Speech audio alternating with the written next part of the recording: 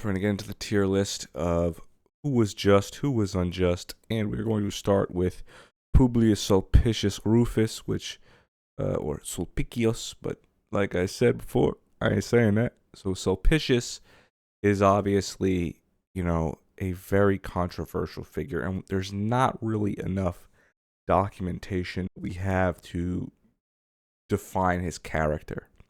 You can either view him as this power-hungry man who would use any ends to achieve his office, or you can view him as this champion of the people.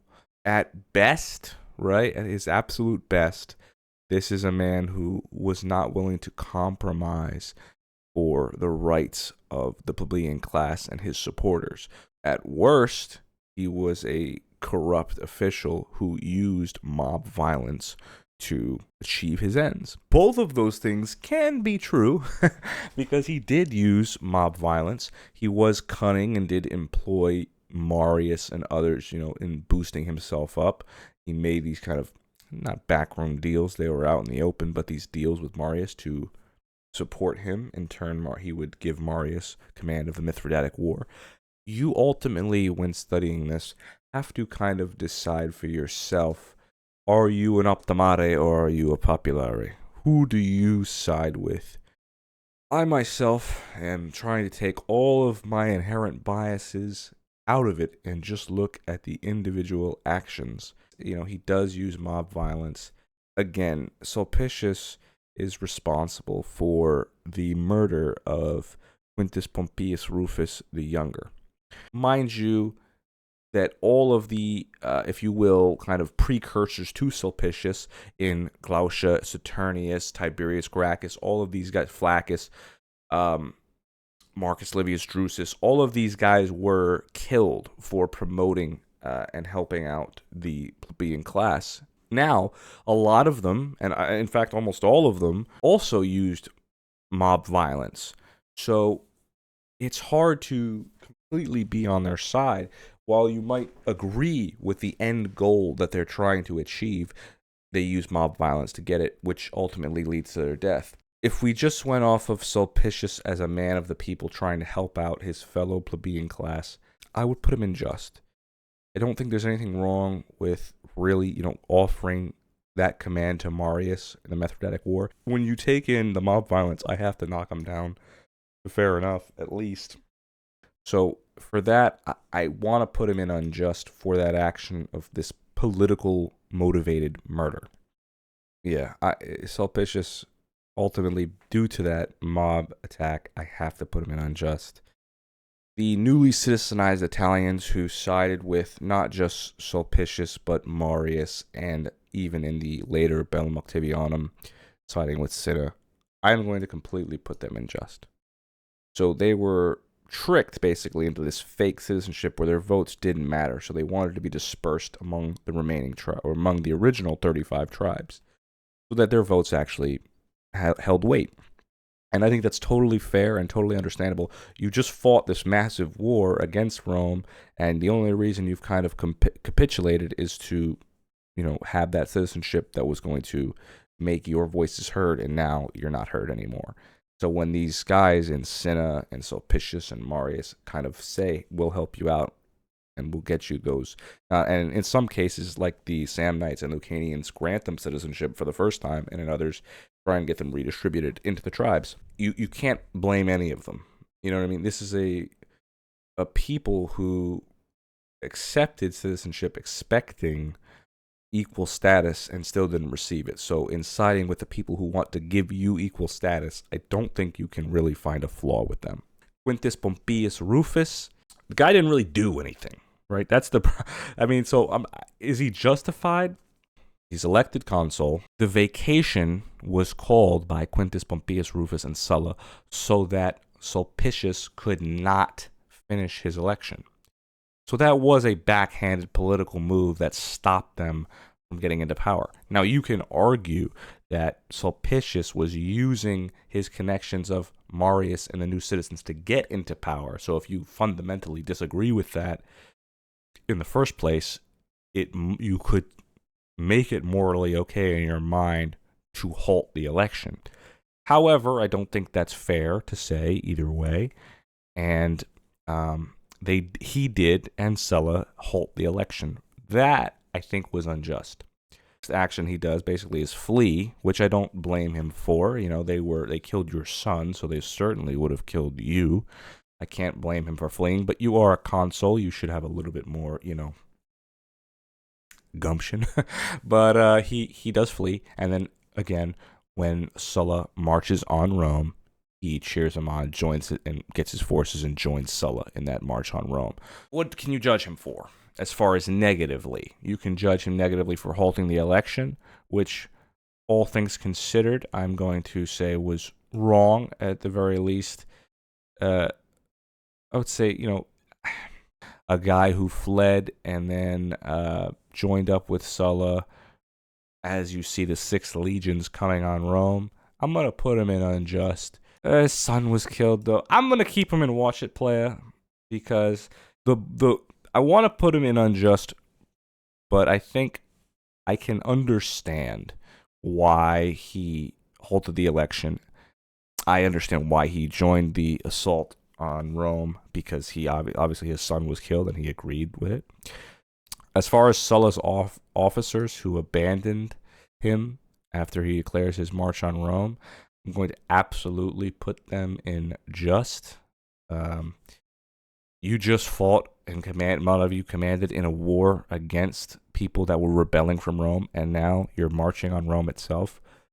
Yeah. I give you full credit for disobeying those orders, and that's a very honorable thing that they did. Sulla's soldiers, I'm putting in unjust for marching on Rome. And the reason I'm putting them in unjust, this is not specifically a commentary on the actual march on Rome, as it is on the reason that they did it was to keep their status or to keep their position in the Mithridatic War. So out of fear, out of not being able to fight in the Mithridatic War, they marched on Rome. For that reason, I have to give you unjust, because you're not doing it for any other reason than your personal gain, and for that, I cannot get behind it. That is an unjust action. And so again, when we talk about these things, right, I just want to clarify this. Like, inciting a mob to violence is always wrong.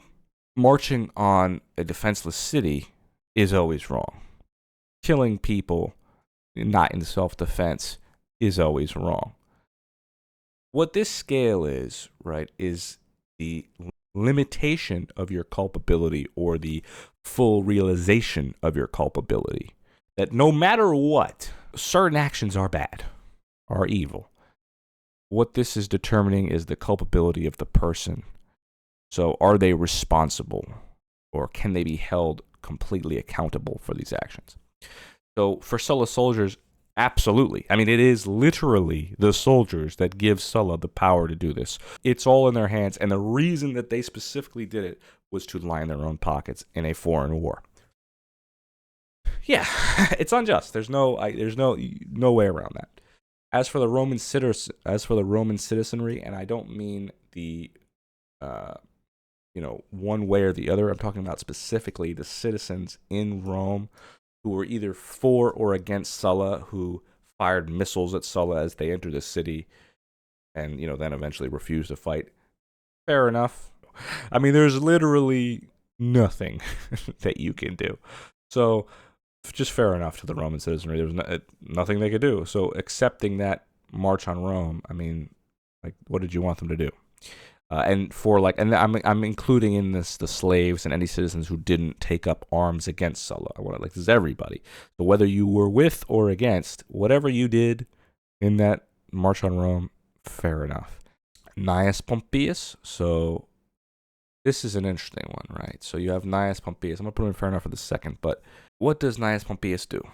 Gnaeus Pompeius gets stripped of his command, and it's given to Quintus Pompeius, the former consul, and he does step down. Now, the men murder Quintus Pompeius Rufus, and Gnaeus Pompeius Strabo is put back in power. He chews out the men, but he still assumes command of the army when Quintus was murdered. Later on, obviously in the Bellum Octavianum, where he's defending against Marius and Cinna from taking Rome, also was justified. I mean, there was nothing he could really do. Tried to defend Rome from them. Disease broke out in the camp, and he died of disease. Now, his men obviously did not like him, and they drag his corpse through the street. In a very unsure and unstable time, not rushing to any action was probably the right thing to do, and trying to defend the city from Marius because he was called upon by the Senate, I think was all justified.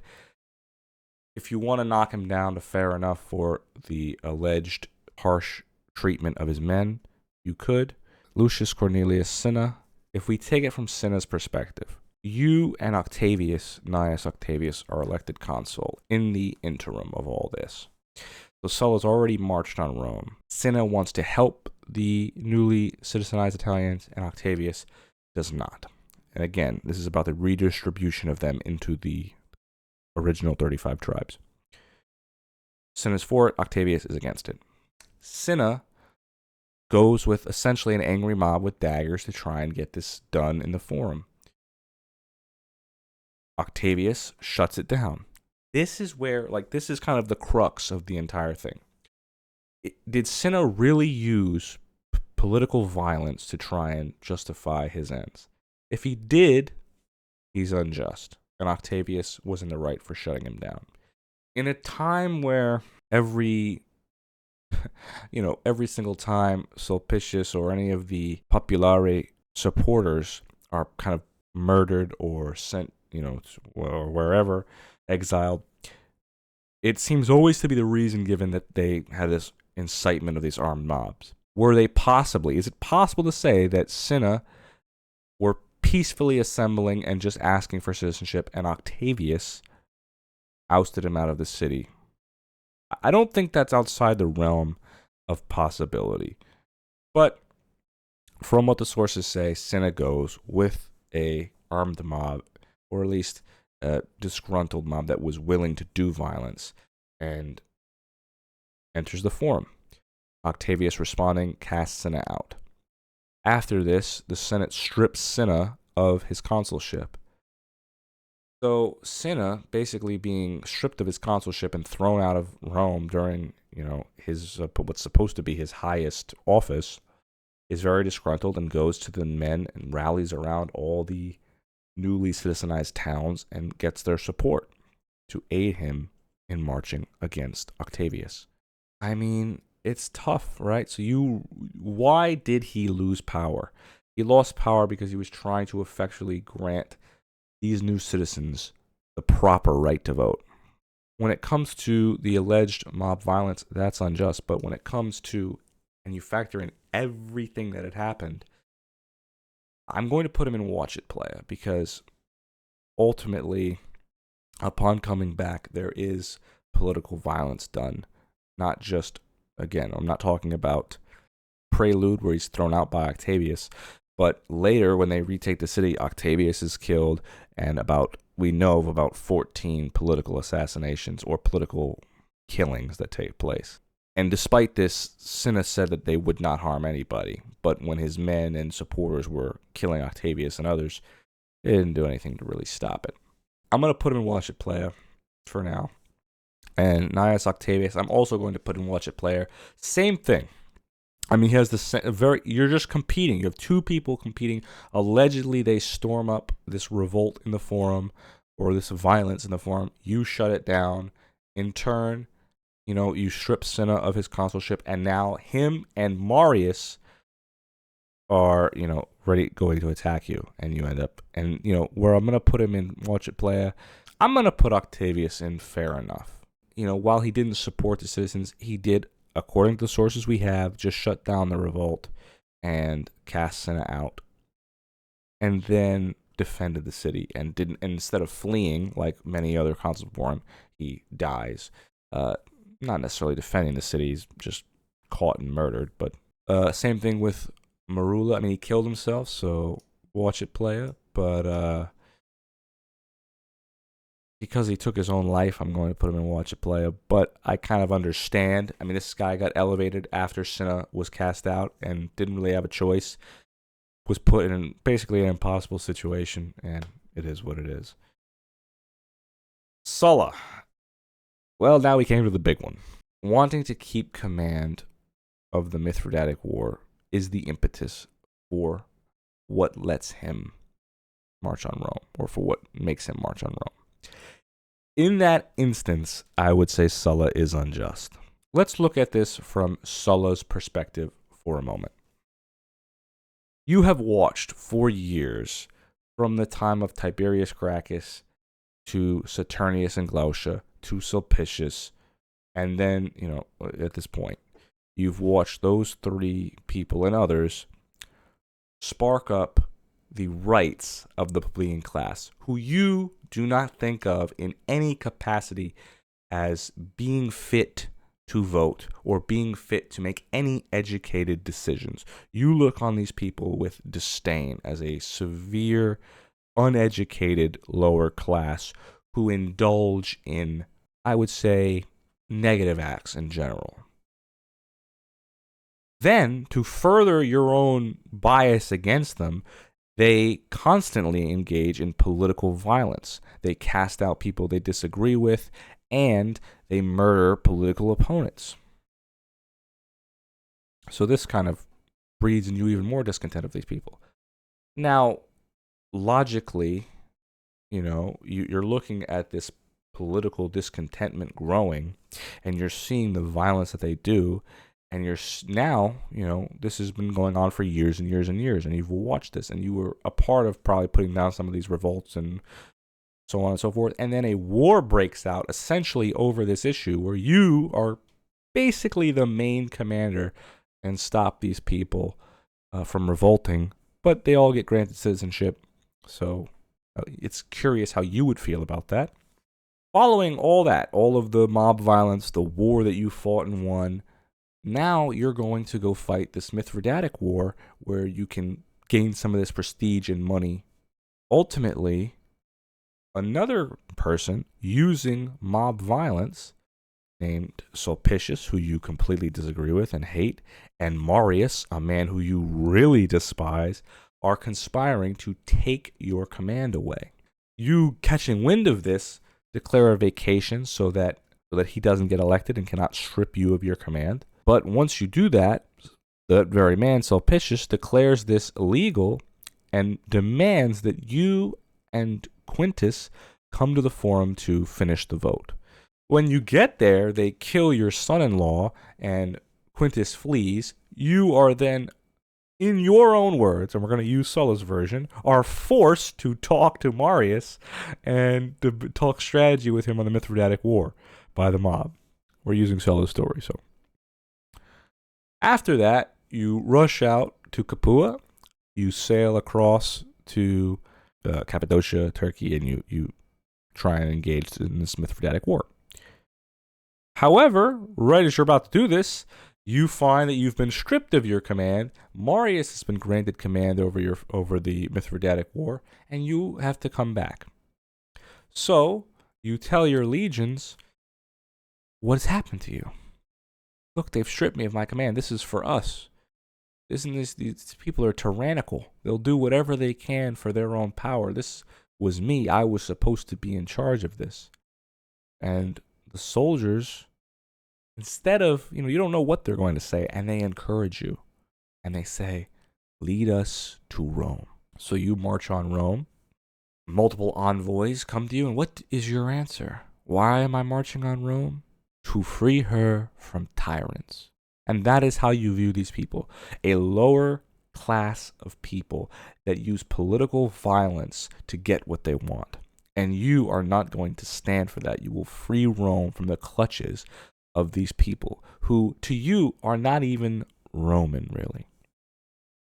So now, you march on Rome, free Rome, technically, from the clutches of these tyrants, declare all of Marius and all of his friends enemies of Rome.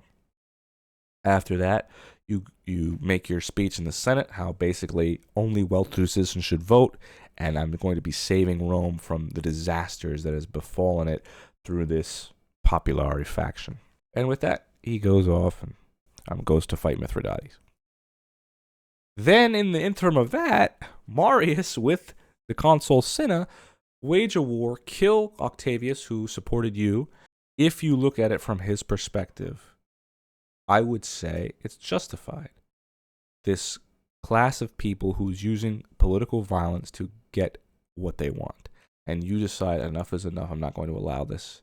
Well, what if we take the Marian side of things? For years, you are watching people grow poorer and poorer. The same people who have fought all the battles for the Romans are not granted the same rights as the Roman citizens themselves. These people who identify as almost Roman in many ways and share most of the values have no say, have no vote in anything that Rome does. Progressively, as the years go by, sink into further and further rates of unemployment and debt, while the rich are getting richer and richer. This breeds this discontentment, and then these very people, any time they make any political move, they are blocked. Tiberius Gracchus was not allowed to run a second time for tribune, as well as Saturnius and Glaucia were blocked many times themselves.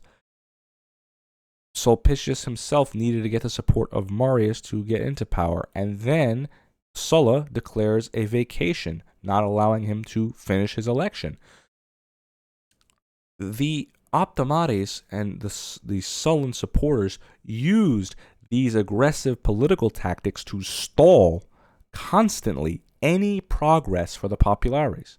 So you're watching yourself literally, in some cases, dying of starvation and poverty, and you're watching the people that, supposedly are, your government, just take everything from you. Take everything from you and block any attempt at making any reforms.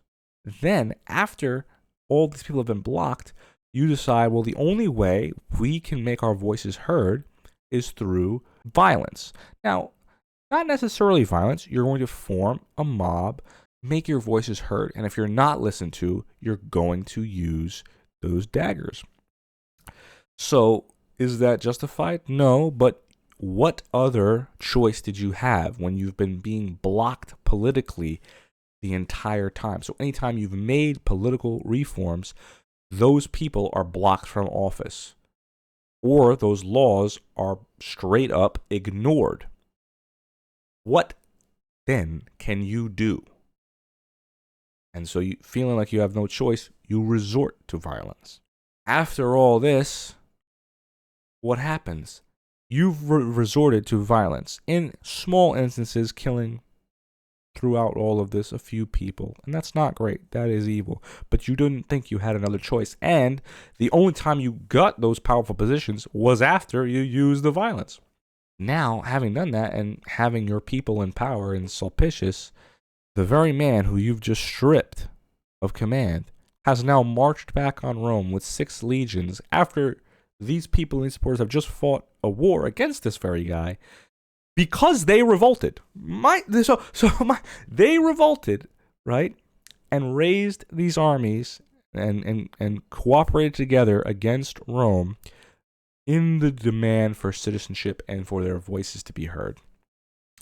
And they were shut down and viewed as the most vile people. They were viewed as enemies. Why? Because they raised these armies against Rome. Now, the very man who shut them down in the social war has just marched 6 legions against Rome herself, the very thing that they attacked. So, Sulla, now we look at it again. What does Sulla do? Sulla, a man who was ousted from political office, who made multiple attempts, and the Optimates made multiple attempts throughout the last years, have made all types of political events to stop the power of the populares. Now Sulla, when he is stripped of his command, literally marches 6 legions onto Rome to oust the very people who he could not stop with politics anymore. Then, and let's back up for a second. So Sulla, allegedly seeing the political violence and the mob forming, flees to Marius's house, the very person who he is, his biggest political rival. And Marius, allegedly, and since we're siding with the populares, protects him from the mob and gets him safe refuge out of the city. If that's all true, and then Sulla, after that, marches on Rome against Marius, it paints a very, very bad picture of Sulla. And unfortunately for us, now we've had the two stories laid out in front of us. The one of the Optimates seeing this evil individuals who resorted to disgusting political violence seizing power, and to stop that, he has to use violence against them and march his legions on Rome. In the turn, we see a group of people who were constantly being politically blocked, suffering immensely, not even granted the right to vote, and then waging a war and being defeated, ultimately getting a fake right to vote, if you will. The very man whose life was saved by your biggest supporter marches his own army on Rome. When you take the inherent perspectives of both, I think it's fair to say both of them were fair enough. This is the culmination of the degradation that had been going on for decades. And you can argue who is to blame, right? This is something that should have been talked out. Obviously, the Sullan supporters and the Optimates are stifling the ability of the populares to have any political success. But that is exactly what the Optimates believe in anyway. They don't believe everyone should have the right to vote. The republic is what comes first. You have these good citizens in good standing elected, and they make the decisions for people. That is the very basis of republican value Optimates. So the idea that you're going to use mob violence and the masses are going to decide these things for us is completely antithetical to what they believe. So are they justified in using the very politics that they have to stop the populares' rise? Maybe they are. And likewise, maybe the populares are justified in doing whatever they can to make their voices heard.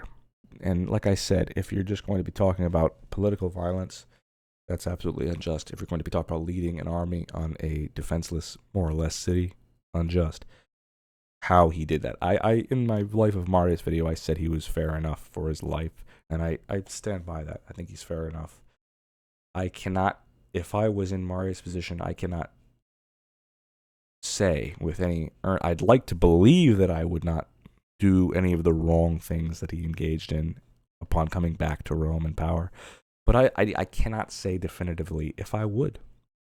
I can say for sure that I see where he was coming from, and it's fair enough. After all they've put you through, to have some of them killed. And while I don't agree with it, I see how he did it and came to that conclusion. And mind you, like, let's take this. If he really did save Sulla's life from that mob, and Sulla marched on Rome against him, I mean, it's completely understandable to think that he would have no problem in eliminating some of the people who supported Sulla's march on Rome, which could have effectually led to the end of his life. And, obviously declaring him. Keep in mind, he was caught. He was almost executed in Materne. So it's like, this is not, there's so many things happen to this guy, so I don't hold any of that against him. Personally, like, you have to understand the personal stake he had in all this. I'm going to keep Sulla in fair enough also, because from his perspective, I can understand how we got here. If I had to knock somebody down, I would put Sulla in Watch It Playa. I might even do that, because ultimately, no, I'm going to leave him where he, both sides do a lot of wrong things. So these two men are the men that kind of take charge of the scenario. and I think are the most justified in what they personally do. The March on Rome is such a tough thing to just like put as justified, but I'm going to leave it. Yeah, I'm gonna leave it like this.